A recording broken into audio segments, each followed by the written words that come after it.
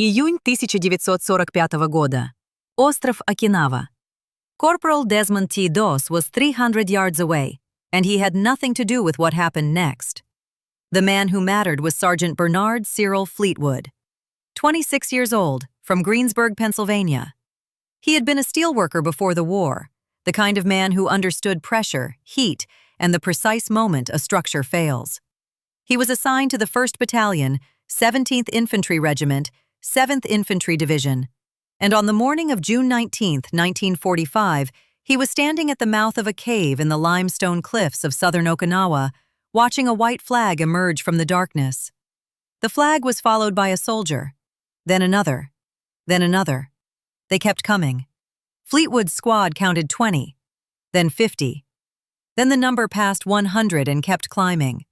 The men emerging were not all armed. Some were wounded. Some were barely able to walk. But they were coming from a tunnel system that extended deep into the coral rock of the Yeju Dake escarpment, a network of passages that the Americans had been told held perhaps a few dozen holdouts. The intelligence estimate, it turned out, was off by a factor of roughly 40. By the time the surrender processed, the number stood at 1,200. Hold that number.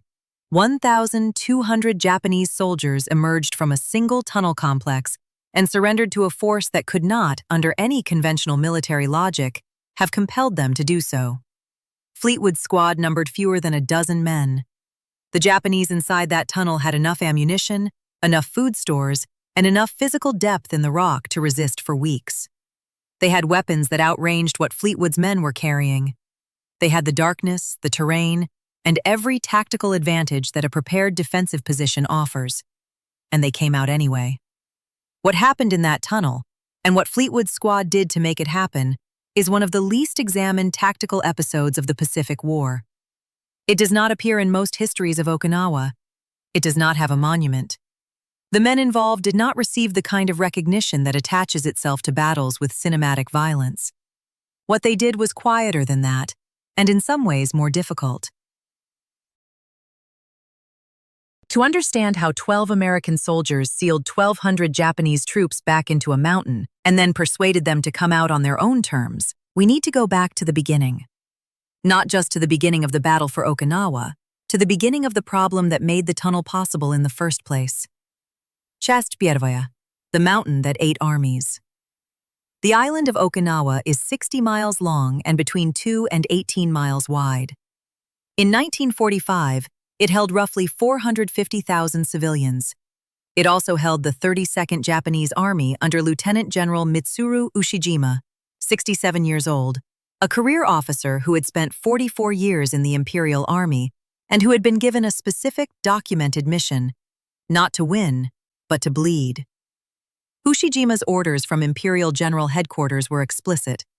He was not expected to repel the American invasion. He was expected to inflict maximum casualties on American forces and delay the campaign long enough to complicate the planned invasion of the Japanese home islands. Every week the Americans spent on Okinawa was a week of preparation time for the defenses of Kyushu and Honshu. Every American soldier killed or wounded on Okinawa was a subtraction from the invasion force that would eventually have to cross the Tsushima Strait. This was the logic of attrition carried to its institutional endpoint. The island was the sacrifice. The army on it was the instrument of the sacrifice. Ushijima understood this, accepted it, and built his defensive plan around it with methodical precision. He did not try to defend the beaches. This was the key decision, and it distinguished Okinawa from every previous island campaign in the Pacific. At Tarawa, at Peleliu, at Iwo Jima, the Japanese had contested the landing zones with varying degrees of ferocity. At Okinawa, Ushijima pulled his forces back. He let the Americans land on April 1, 1945, Easter Sunday, which American planners had grimly nicknamed Love Day, and he let them move inland essentially unopposed for the first several days. The northern two-thirds of the island fell with startling ease. Then the Americans turned south. The southern third of Okinawa is geologically different from the rest of the island. The terrain there is dominated by a series of limestone escarpments, ridgelines and plateaus of coral rock that run roughly east to west across the island, like a series of natural fortification walls. The Machinado Line, the Shuri Line, the Yayaju-dake and Yuza-dake escarpment complex in the far south, each one higher, steeper, and more defensible than the last. And into this rock, over the preceding 6 months, Ushijima's engineers had drilled. The tunnel system on Okinawa was not improvised. It was not a last-minute adaptation. It was a deliberate, engineered defensive network that turned the island's geology into a weapon. By the time the Americans arrived, the Japanese had constructed hundreds of kilometers of tunnels throughout the southern escarpments. Some passages were narrow, barely wide enough for one man to move through carrying a rifle. Others were wide enough to accommodate artillery pieces, command posts, field hospitals, and ammunition magazines. The deepest tunnels ran 60, 70, 80 feet below the surface. Flamethrowers could not reach them. Artillery could not collapse them. Aerial bombardment, and the Americans dropped more ordnance on Okinawa than on any previous Pacific Island campaign, barely touched the deepest positions. The men inside could hear the bombs. They could feel the concussions through the rock. But they were alive. The 32nd Army had stocked these tunnels with enough food and water to sustain operations for months. Intelligence estimates compiled by the 10th Army, the American force under General Simon Bolivar Buckner, Jr., calculated that the tunnel complexes in the southern escarpment zone held somewhere between 15,000 and 25,000 Japanese troops by late May of 1945. Fleetwood's tunnel complex alone held 1,200. Stop and think about what that means architecturally. 1,200 men living, eating, sleeping, and maintaining weapons inside a coral rock formation for weeks. The temperature in those tunnels held steady at roughly 68 degrees Fahrenheit, regardless of the brutal Okinawan summer heat above. The humidity was close to 100%. The air circulation was minimal, maintained by a system of ventilation shafts that the Japanese engineers had drilled at calculated intervals, carefully concealed at the surface. The men inside were not comfortable, but they were alive, and they were armed, and by any conventional military calculation, they were not going anywhere. This is the tactical reality that Sergeant Fleetwood's squad inherited on the morning of June 19th. But there is a second layer to this problem, one that most accounts of the Okinawa tunnel fighting ignore entirely. And it concerns not the Japanese soldiers inside the tunnels, but the specific moment in the campaign at which Fleetwood's squad arrived at that particular cave mouth. By June 19th, the Battle of Okinawa was effectively over. General Ushijima had committed ritual suicide on June 22nd, 3 days after Fleetwood's encounter, but the strategic situation was already irretrievable by the 19th. The organized resistance of the 32nd Army had collapsed. The command structure was fragmenting. Ushijima's chief of staff, Lieutenant General Isamu Cho, had already drafted the final order acknowledging defeat. The last major defensive line, the Kion Peninsula positions, had been overrun in the preceding week. The men in Fleetwood's tunnel were not part of a functioning military formation anymore. They were survivors. They were isolated. Their communications with higher command had been cut, in most cases for days. They had no orders except the ones they had received before the communications went down, and those orders, fight to the last, die with honor, take as many Americans with you as possible, were the orders of a strategic situation that no longer existed. And this is the crucial detail. Because what Fleetwood's squad faced was not a military problem in the conventional sense. It was a psychological problem wrapped in a military shell. The 1,200 men in that tunnel were not continuing to fight because they were winning. They were not continuing to fight because they had a coherent tactical objective. They were continuing to fight, or preparing to fight, or waiting to die, because they had been told to, and because the alternative, surrender, had been systematically defined for them as something worse than death. The Japanese military code, Bushido in its institutionalized 20th century form, treated surrender as a category of moral failure so severe that it effectively ceased to be an option for most soldiers. This was not simply a cultural attitude, it was an enforced doctrine. Japanese soldiers were taught explicitly and repeatedly that Americans did not take prisoners, or if they did, that the treatment of prisoners was so brutal that death in combat was preferable. This belief was reinforced by specific, documented propaganda distributed within the 32nd Army. Some of it was fabricated. Some of it was extrapolated from the early, brutal phases of the Pacific War, when prisoner-taking had indeed been rare on both sides.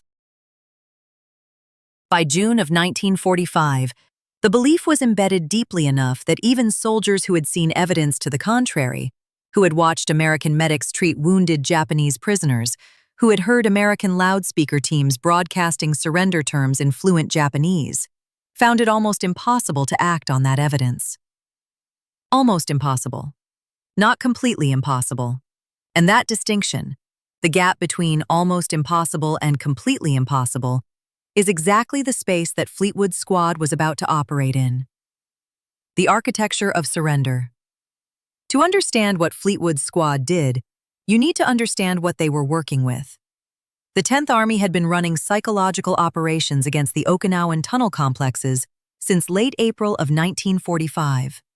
The operation was coordinated by the Psychological Warfare Section of 10th Army, which by June had accumulated roughly 8 weeks of trial and error experience in how Japanese soldiers inside sealed tunnel systems responded to different approaches.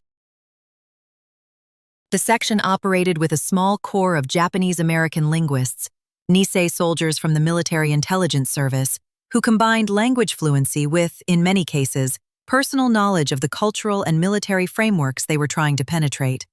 These men were among the most effective intelligence and psychological warfare assets the United States deployed in the entire Pacific War, and they were systematically underutilized in the early phases of the campaign before their value became undeniable. Meet Private First Class Clarence Minoru Matsumura, 23 years old, from Honolulu, Hawaii. His father had been a sugar plantation laborer, his mother a seamstress. He had been studying engineering at the University of Hawaii when the attack on Pearl Harbor ended that particular future. He was assigned to the 442nd Regimental Combat Team initially, the famous All-Nisei Regiment, before being transferred to the Military Intelligence Service in early 1944. He spoke Japanese with a fluency that went beyond vocabulary into register, tone, and the specific honorific structures that conveyed military rank and institutional authority. Matsumura had been working the tunnel complexes in the Yaeju Dake area for 11 days before Fleetwood's squad arrived at the cave mouth on June 19th. In those 11 days, he had successfully negotiated the surrender of approximately 340 Japanese soldiers from 4 separate tunnel positions. He had also been fired upon twice, had one grenade thrown in his direction that failed to detonate, and had received a formal commendation from his commanding officer that described his work in language notably restrained for what was, in practice, some of the most dangerous close-quarters negotiation work of the entire campaign. Matsumura's technique had evolved through trial and error into something that looked almost formulaic by June, but was actually a precise calibration of several competing factors. The first factor was timing. Matsumura had learned, partly from his own experience, partly from debriefing the soldiers he had already extracted, that the optimal window for approaching a tunnel position was the period immediately following a major American tactical success nearby. Not during the fighting. Not in the immediate aftermath, when adrenaline and grief and rage were still acute. But in the quieter period 12 to 24 hours after a position nearby had fallen, when the soldiers inside a still intact tunnel had had time to observe that the Americans had not, in fact, executed the survivors of the fallen position. Evidence. That was what he was working with. Not argument. Not persuasion in the rhetorical sense.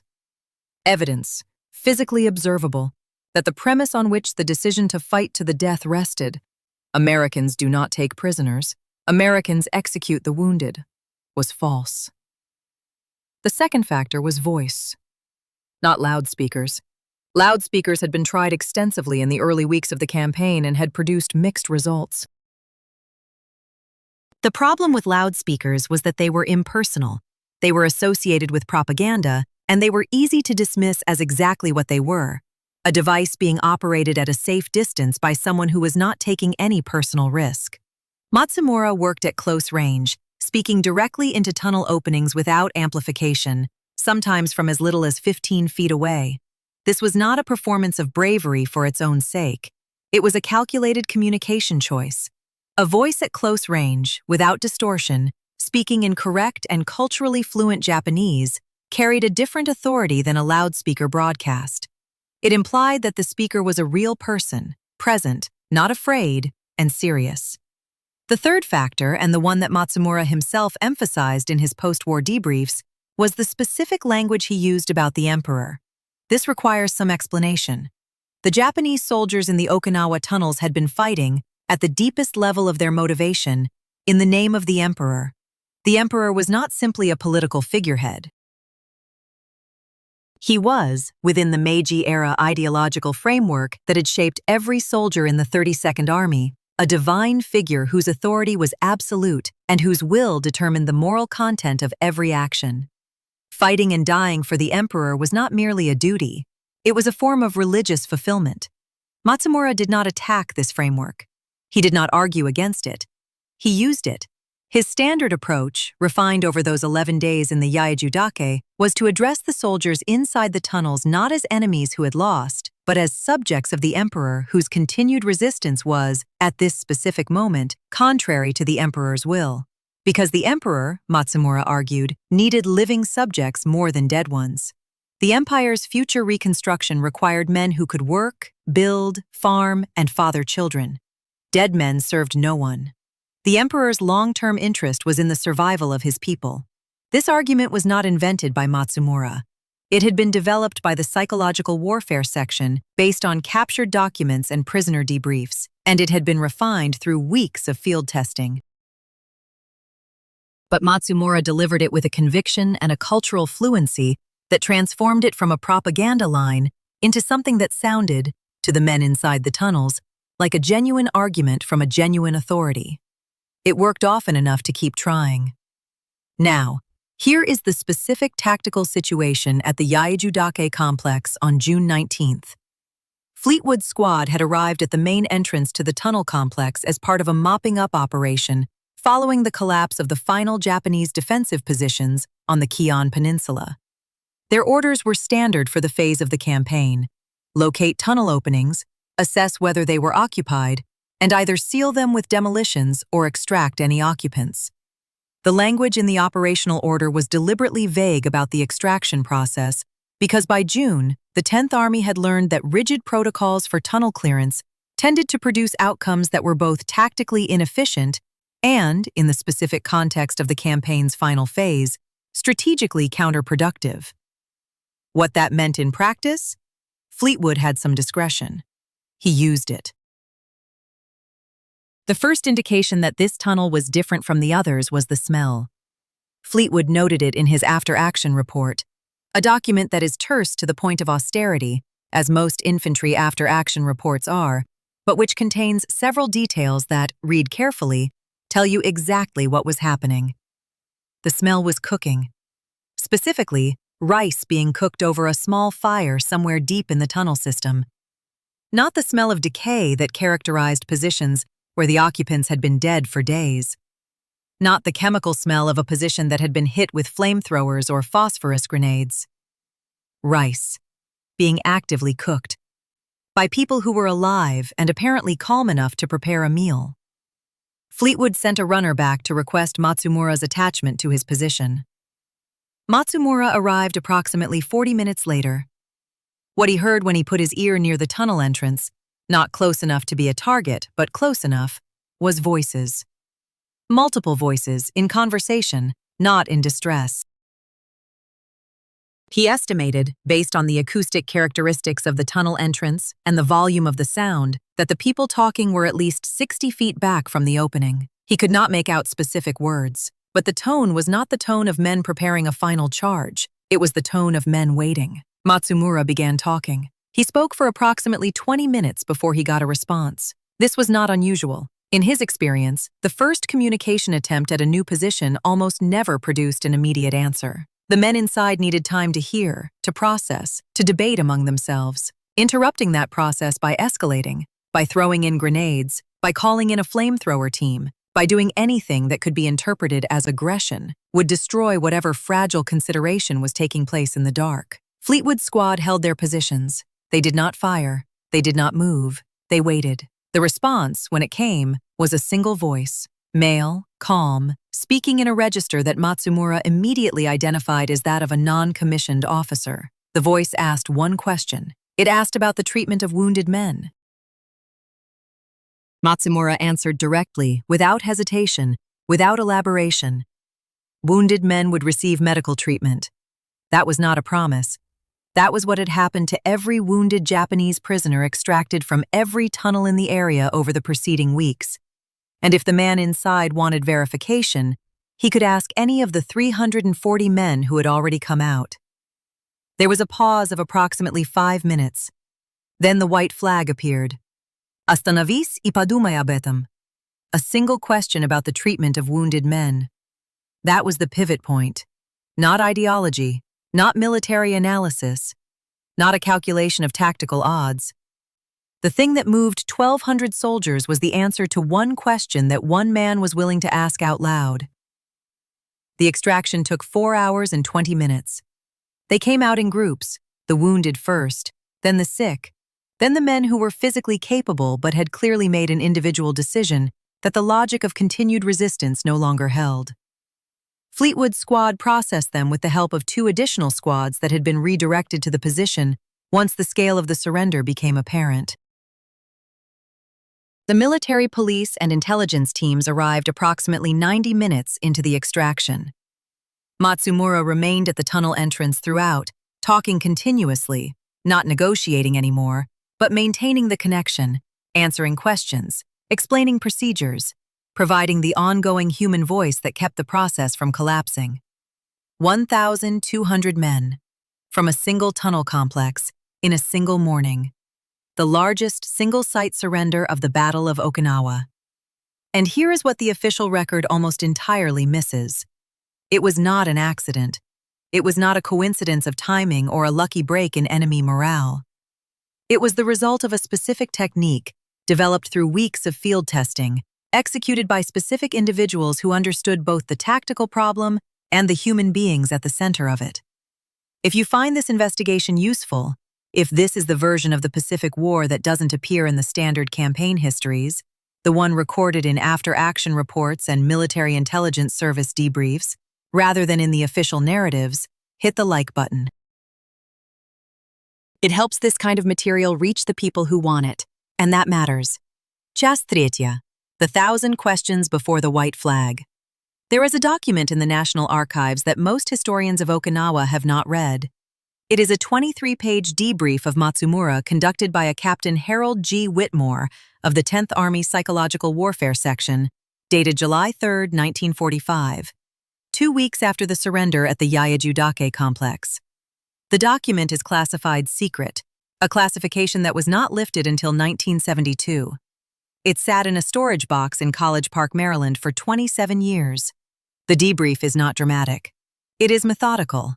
Whitmore was a thorough interviewer, and it covers in sequence every significant tunnel negotiation that Matsumura had participated in from May 8th through June 22nd. The June 19th event takes up 6 pages. What those 6 pages reveal is that the surrender of 1,200 men was not a single event. It was the final moment of a process that had been running in a form that Fleetwood's squad was entirely unaware of for at least 72 hours before the white flag appeared. Here is the key detail. The tunnel complex at Yaeyaju-dake was not isolated from the surrounding positions the way that Fleetwood's squad and the operational order they were working from assumed. There were lateral passages connecting the main complex to at least 3 smaller cave positions in the same escarpment.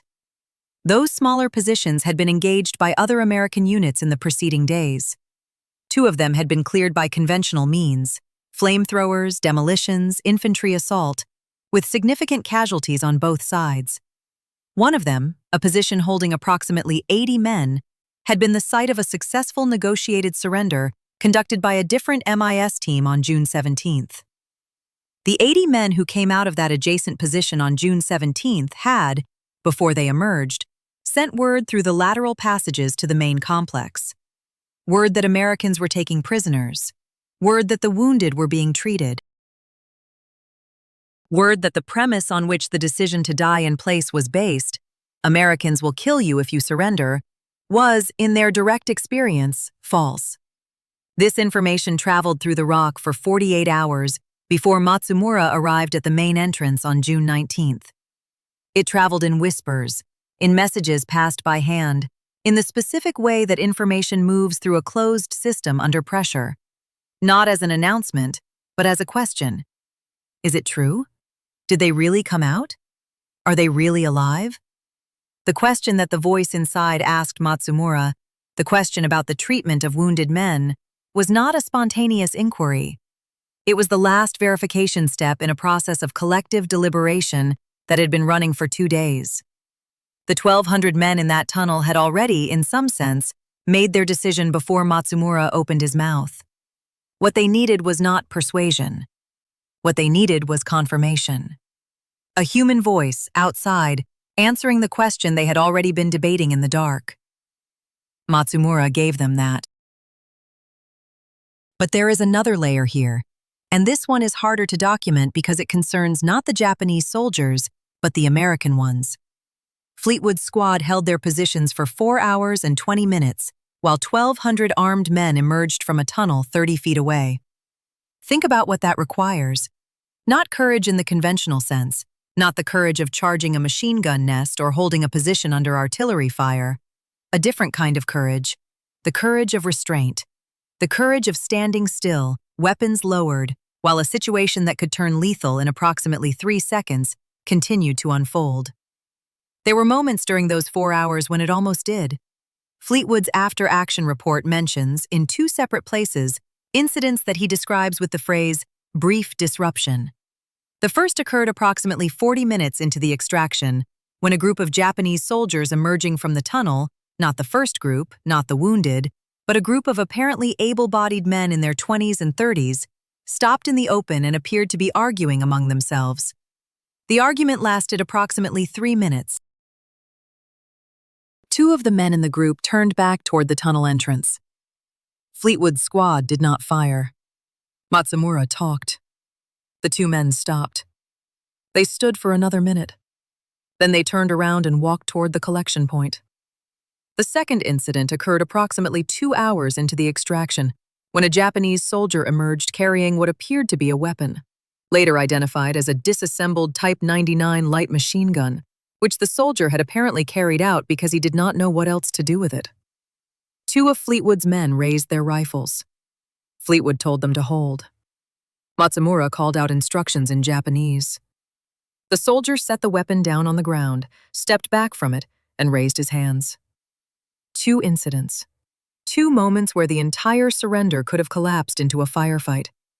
2 moments where the decision to hold fire was made by men who had been fighting on Okinawa for more than 10 weeks and who had every experiential reason to trust the rifle more than the voice.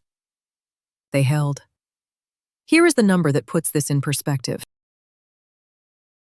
The Battle of Okinawa, between April 1st and June 22nd of 1945, produced approximately 110,000 Japanese military dead. Approximately 7,500 Japanese soldiers were taken prisoner during the entire campaign, a ratio of roughly 14 dead for every 1 captured. That ratio reflects, in its arithmetic, the depth of the cultural and institutional barrier against surrender that the men in those tunnels were trying to cross, 14 to 1. Against that ratio, the 1,200 men who came out of the Yaiju Dake complex on June 19th represent something close to a statistical anomaly. They represent the outermost edge of what the combination of Matsumura's technique, Fleetwood's restraint, and the 72 hours of whispered information moving through the lateral passages had made possible. They represent the absolute maximum of what a small squad of men, working with patience and a specific kind of intelligence, could extract from a situation that every statistical precedent said should have ended in mass death. And the man who made the first call, the non-commissioned officer who asked the question about wounded men, whose name does not appear in Matsumura's debrief, whose name does not appear in any document that has been declassified. That man made a decision that saved 1,200 lives, including his own, and he made it in the dark, in a tunnel, based on a rumor that had traveled through the rock for 2 days. That decision does not have a name. It does not have a monument, but it was the hinge on which the whole morning turned. Часть четвертая. The forensic verdict. Here is the forensic verdict of this investigation. The surrender of 1,200 Japanese soldiers at the Yaeju Dake Tunnel Complex on June 19, 1945, was not a spontaneous event and was not primarily a product of military force. It was the outcome of 3 interlocking systems operating simultaneously: a communication network, a restraint protocol, and a verification process, each of which was necessary and none of which was sufficient alone. Let's take them in order. The communication network was the lateral passage system. The Japanese engineers who built the Yaeju Dake Tunnel Complex built it to serve military purposes: ammunition storage, troop movement, command redundancy. What they could not have anticipated was that those same lateral passages would become the information highway through which the premise of resistance would be quietly dismantled. The 80 men who surrendered from the adjacent position on June 17th did not intend to influence the decision-making of the 1,200 in the main complex. They simply talked before they came out, the way any group of people in a shared space talks. The information moved because information always moves through connected systems, regardless of the intentions of the people carrying it. The restraint protocol was Fleetwood's decision-making under pressure. There is a specific kind of tactical discipline that the Battle of Okinawa had been systematically destroying for 10 weeks. By June 19th, the average American infantryman in the 10th Army had seen enough to have developed, by any reasonable psychological standard, a hair-trigger relationship with potential threats. The casualty figures support this. The 10th Army suffered approximately 40,000 wounded and approximately 12,500 killed or missing during the campaign. Numbers that translate, at the squad and platoon level, into the near certainty that every man in Fleetwood's unit had lost people he knew. Fleetwood held his men. Twice, at critical moments, he overrode the instinct that 10 weeks of combat had trained into them. He did this not because he had been given specific orders to hold fire. The operational order gave him discretion, not instructions, but because he made a judgment call in real time that the situation was still recoverable. That judgment call was correct, but it would have been correct 0 times out of 10 if Matsumura had not been there. And this is where the third system, the verification process, completes the picture. Matsumura's contribution was not translation. Any competent linguist could have translated. His contribution was the specific cultural and psychological architecture he brought to the communication. The argument about the emperor's need for living subjects, the close-range voice without amplification. The timing, arriving after the adjacent position's surrender, had already seeded the lateral passages with information.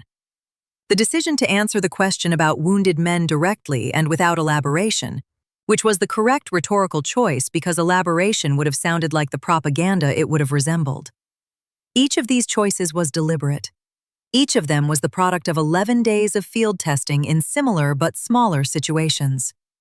Matsumura had, in effect, run 10 iterations of the same experiment at smaller scale before arriving at the largest test case of his career. The 340 soldiers he had already extracted were not just a tactical success. They were the evidence base from which he had refined the approach that worked on June 19th. And here is what the official record got wrong. The Battle of Okinawa has been extensively documented, analyzed, and argued over in the 79 years since it ended. The standard narrative emphasizes the conventional combat, the battles for Kakazu Ridge, Sugarloaf Hill, the Shuri Castle Complex, the final push on the Kion Peninsula. These were brutal, important, and deserve the attention they receive. But the standard narrative treats the tunnel clearance operations of the campaign's final phase as a footnote, mopping up, in the language of the operational histories, as if mopping up were a simple mechanical process rather than a complex human negotiation conducted under conditions of extreme danger. The Yaeju Dake surrender challenges that framing directly. It is not a footnote, It is a case study in what becomes possible when tactical restraint, cultural intelligence, and human communication are applied to a situation that conventional military doctrine would have resolved with demolitions and flamethrowers. The demolitions and flamethrowers approach was not wrong. It was rational, given the tactical circumstances of most tunnel encounters on Okinawa. But it was not the only approach. And in the specific conditions of June 19th, the timing, the lateral passage network, the 72 hours of prior information movement, the presence of Matsumura, it was not the most effective approach. 1,200 men came out alive. Against a campaign-wide ratio of 14 dead for every one captured, that is not a footnote. That is a reversal of the ratio so complete that it constitutes a different category of outcome entirely. Now consider the alternative.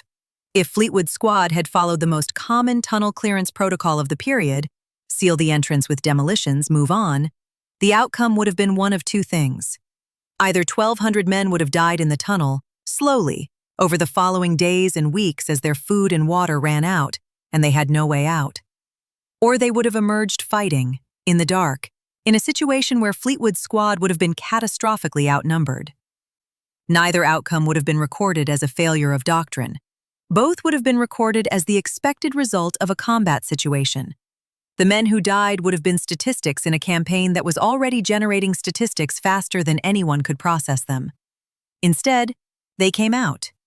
Pourquoi? The answer is not simple and it is not comfortable, because it requires acknowledging something that military doctrine in 1945, on both sides, was not well designed to accommodate. The men in that tunnel were not automatons executing a program. They were human beings in an impossible situation, receiving information, deliberating, and making a decision. The decision they made was rational given the information they had, specifically the new information that had arrived through the lateral passages over the preceding 72 hours. They were not persuaded by American power. American power had been on display for 80 days and had not persuaded them. They were persuaded by American evidence, specifically by the evidence that 80 men who had come out of a nearby tunnel 2 days earlier were, as of the morning of June 19th, still alive. That is the hinge. Not the flamethrowers, not the artillery, not the 10 weeks of grinding American advance that had reduced the 32nd Army to fragments.